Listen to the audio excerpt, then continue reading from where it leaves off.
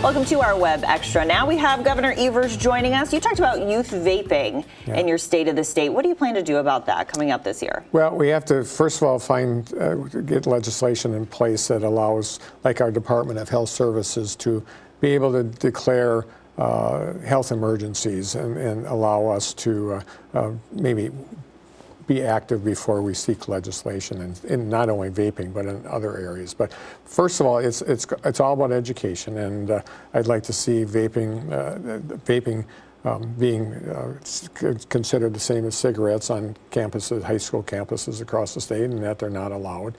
I think we have to have a significant education piece around the dangers of vaping. I am concerned about it. I have 9 grandkids, and they're all of the age, not all of that age, but the age that vaping is an issue. And I understand people have said in the past that it's something that helps people quit smoking. Well, I tell you, with kids, it's something that gets them to smoke. And it has become a gateway for kids to go into tobacco products. And, you know, as a former smoker, I think the least opportunities we have to have that happen, the better.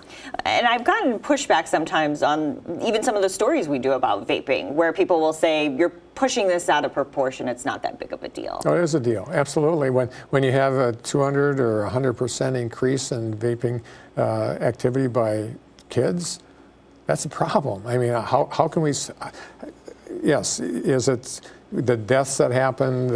Obviously, there are huge problems, but at the end of the day, this is an issue about whether we want people inhaling stuff into their lungs.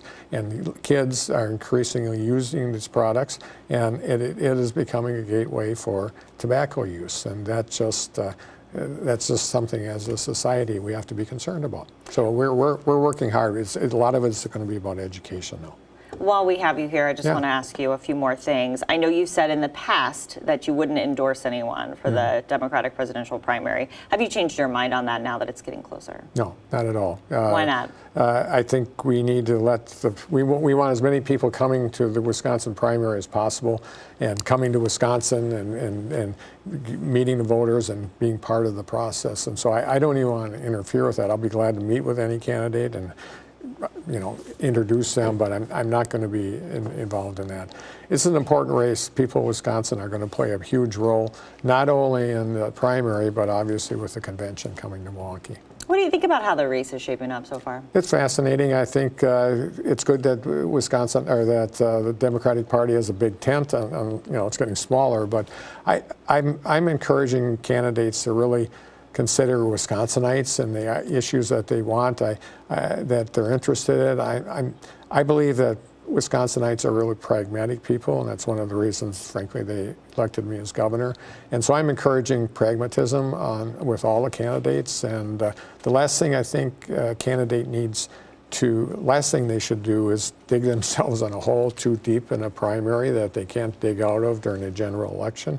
Because frankly, primaries tend to go to either end of the political spectrum. When you're running for the general election, it's mainly in the middle, and that's where most of the people live. And so I'm hoping that people will be pragmatic. Governor Evers. Good to see you. Thank you. You bet. Thanks.